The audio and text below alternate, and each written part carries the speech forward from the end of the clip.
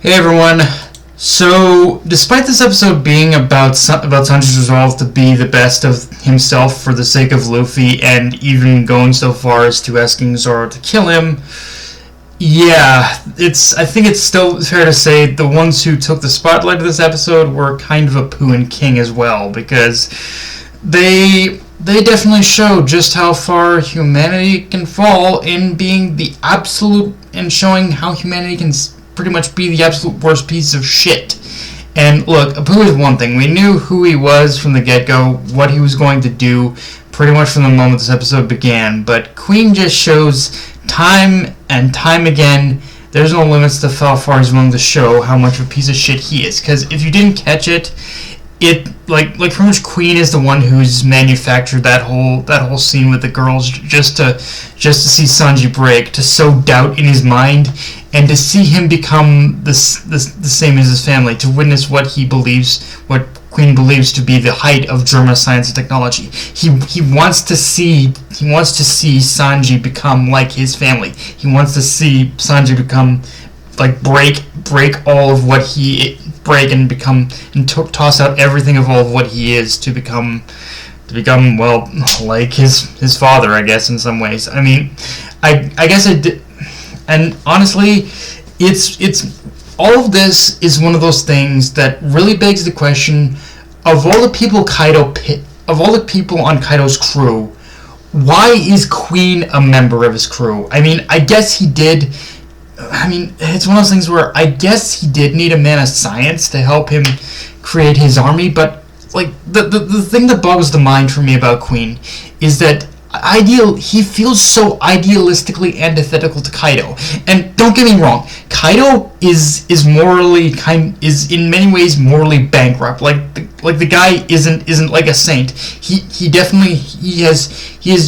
He's done so many irreparable and apprehensible things. Don't get me wrong, I'm not saying he hasn't done that shit. But one thing that's always been consistent about Kaido is he seems to respect strength and fortitude of character. Queen respects none of that shit. Only how he can manipulate those feelings and emotions to get his way. And honestly, to me, I will say, Queen to me is one of the weak points of Wano, in my opinion, in the sense where, unlike with King, I guess I'm kind of doing a bit of a small spoiler by saying this, but unlike with King, we never learn the circumstances that led to Queen joining Kaido's crew. Because the thing is, for as fun as a character as he is, not knowing Queen's history other than what we know about Mads makes him pretty much fall a little short as a character in my mind. Like, again, I don't hate him. He's a fun character, but it's like, not knowing his history, not knowing his backstory, it should be a thing that's kind of compelling about him, but at the same time, just not knowing anything more outside of the bare minimum of what he is. Again, it's fun, but it's like, I don't know. It feels like just something is missing with him. Like, I don't know. Maybe it's supposed to be one of those things where Oda wants us to take him at face value, like this is who Queen is, and that's probably his intent. But at the same time, I don't know. It just feels like something about him Queen just falls short within this fight for me, honestly. At the same time, though, as I've stated many times before, I will say a lot of what Queen is also is what does make him the perfect foil for Sanji, as Queen is so singularly focused on breaking Sanji for the purpose of seeing him become like his family, without realizing that that's one thing he'll never kind of fully get, but by that same token, Queen's about to experience something more powerful than what Germa science could offer, as right now Sanji's about to offer up a can of whoop-ass with his own personal strength and abilities, combined with Germa science, and that should give Queen reason to worry. Like, all of this, all of what you're about to get, you wanted this, Queen. Now you're gonna get it. It's just not in the way you hoped. And I like how throughout this whole episode, the one thing on Sanji's mind is which, like, the one thing Sanji is dealing with I like more than anything else is obviously the idea of him trying to hold on to his humanity and who he is versus who he fears becoming. But at the same time, I like how all of that is kind of centralized in this episode around one thing, which is he's constantly wondering which side of himself Luffy would like on his crew. Would he like the weakling who has no abilities whatsoever, or would you like the emotionless Mora, the emotionless machine who can kill anyone you want? And the thing is, for Luffy, I think he more than likely he wants both of them, both sides of. He's willing to accept both. He's willing to accept like both sides of, like pretty much both sides of Sanji. But he know. But I think if anything, he'd be willing to accept more the weakling side of Sanji more than anything else, and it's through and I like how it's through Sanji like thinking about this question in his mind that we finally see him develop his resolve, and as well as that moment, the moment where Sanji basically contacts Zoro and asks him to if there's ever a point where he becomes the emotionless machine, like his family, someone who would bring harm to his comrades. In that moment, he asks Zoro to kill him, and the fact that he asked Zoro to kill him is so telling in showing, like, obviously there's the whole thing with Zoro and Sanji fighting each other, kind of just bickering back and forth. But at the end of the day, they do respect each other as both comrades and fighters, and this does show Sanji's absolute respect for Zoro. And Zoro accepting it is just his way of respecting Sanji's wishes. So yeah, just a really great moment with that.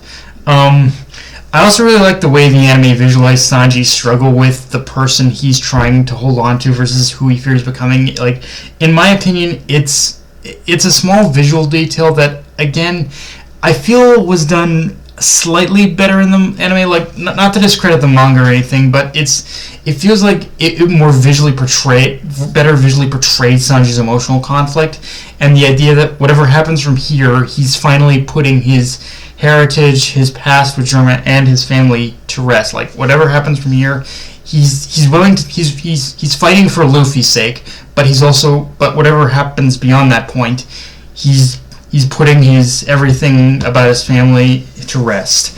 And now honestly, I don't think I'm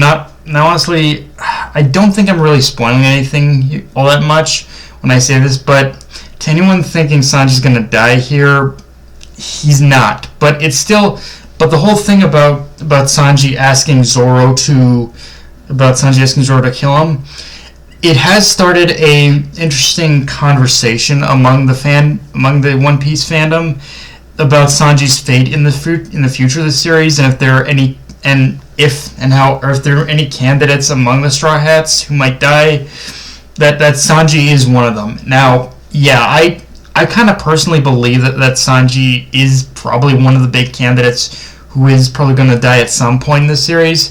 It's just a matter of when Oda chooses to do it. Because despite the constant idea floating around that Oda hates Sanji and whatnot, or just he doesn't know what to do with his character, I do believe that Oda wouldn't just toss Sanji aside. I do believe if he does plan to kill Sanji, it is going to be in a way where it will respect his death and a possible sacrifice. Like, I don't think he's just gonna he died like this. So I think at the very least, if he does kill Sanji, it's going to be in a way that does pay respect to the character's long history within the franchise. Now, the other major thing, I guess, to talk about with this episode is we get more going on with Cypherpole confronting Robin and Brook, and I could be wrong, but at this point, I believe Toei has given extended focus to these moments with Cypherpole, because I don't remember the confrontation with CP0 and Robin getting this much attention in the manga. But honestly, if there were to ever give focus to something, I'm kind of glad it's this, because it feels like the first, for me, like with whole Robin, Brooke, and Sirius Hyperpole thing, it feels like the first real test that Straw Hats resolved to oppose the government for the sake of protecting Robin. And like obviously we knew that they were already resolved and committed to the path to that path all the way back in Ace Lobby, but I think the whole thing with CP0 is a good moment just to reinforce the escalation of power that they're up against. CP0 is just as much a threat, if not more so, than CP9. And this moment of just CP0 on the warpath showed that there are reasons they should be feared just as much, if not more so. And that however strong you might be, there is still a level of caution when confronting them. And I loved that little moment of Robin telling a skull joke, showing how much she does trust Brooke to protect her. Like it's one of those little moments that does show yes, Robin isn't just gonna run away. She is gonna stick with Brooke to the very end, no matter what that end may look like. And with that said, I do want to. One final thing I want to talk about is the pacing of the episode, because the interesting thing about this episode is that even though it was basically still the standard pacing of One Piece we expect, there is kind of an interesting thing about it where it does feel like we've reached the actual where. It is one of those interesting things where even though it might still be a while before we reach the actual end of the arc, the actual pacing of it does still kind of have that feeling. The actual episode does kind of have that experience where we're in the sense where it does feel like we are headed towards the end, and I think part of that does come from the fact that I think with this arc, and especially in the anime at least, we have crossed sort of that threshold where that everything beyond this point is going to be non-stop, one crazy thing after another. Like that, there's still, don't get me wrong, there's still quite a few bits left to adapt. There's still quite a lot to adapt, but all of what I think we're seeing now in the anime is in service of heading towards the final climax. So I don't know, maybe within the next year we might be in the climax of Wano, but if not by the end of this year. But yeah, it'll be interesting to see where we go from here. But yeah, guys, that's pretty much all I got for this review. If you enjoyed the video, like, comment, subscribe. Follow me on Twitter, Analyst, Crunchyroll. Be sure to notification bell, hit the subscribe button, and just share the video around, guys. Dark Knight of Anime signing off. Later, everyone.